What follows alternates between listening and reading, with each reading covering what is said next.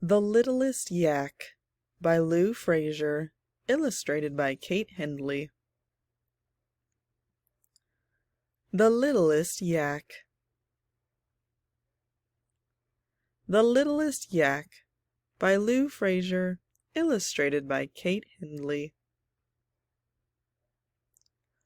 On the tip of the top of a mountain all snowy, where the ice-swirling, toe-curling blizzards were blowy, in a herd full of huddling yaks, big and small, lived Gertie, the littlest yak of them all. Now Gertie was great at being a yak, with the curliest, whirliest wool on her back. She could clip-clop up cliffs, no matter how slippy, on little yak hooves that were splendidly grippy. Yes, Gertie was all that a small yak should be, but there isn't, she sighed, any bigness in me. I'm the yak at the back who is stuck in her smallness. I want to grow up and have greatness and tallness, with the hugest of hooves and humongous horns too. There isn't a thing that a big yak can't do. But yaks, Mummy smiled, are all shapes and sizes, and bigness can come in all sorts of disguises. Maybe one day you'll be huge, you'll be tall, so don't rush to grow up when it's great being small. Yet as night tiptoed in and the stars filled the sky, from the heart of the herd Gertie sighed a huge sigh. Hugeness and tallness seem so far away. I don't want to be small. I need bigness today. So Gertie began on a growing up plan and ate every veggie a little yak can. She pattered up mountains, she clattered down hills, she hopped and she skipped and she never sat still.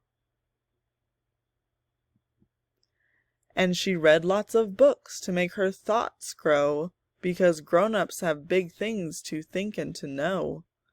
And though Gertie hoped and she wished and she tried, the days slipped away, but no growing arrived.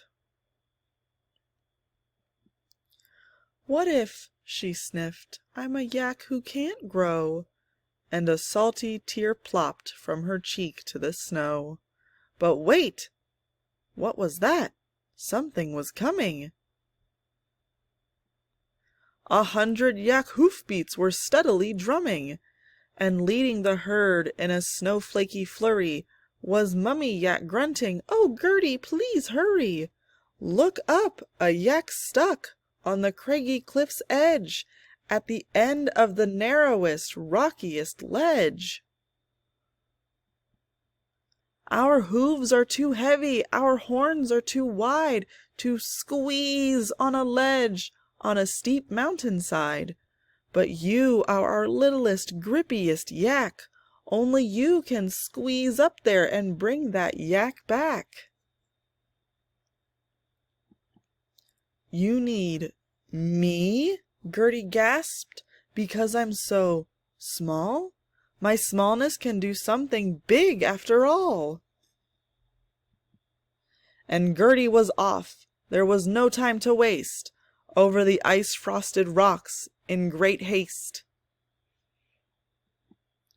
Up higher and higher, leaping and springing, then onto the ledge where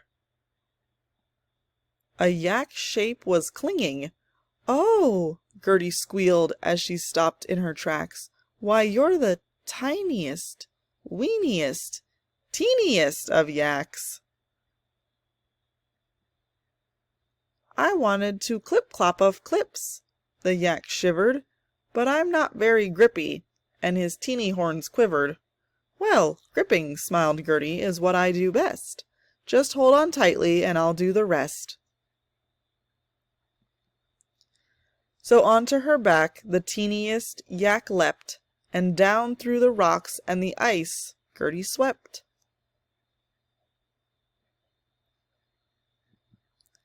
Home to the herd far below cheering loudly. "Gertie, you did it!" they all grunted proudly. "The teeniest yak would be stuck without you. There are some things that only a small yak can do."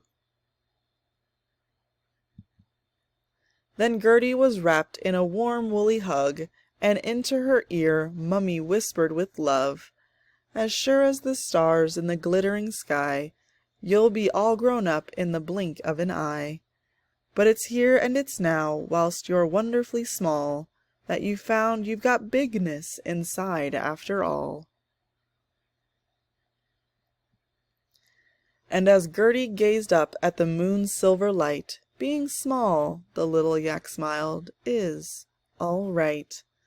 For I'm just the right size that a Gertie should be. I am perfectly little and perfectly me.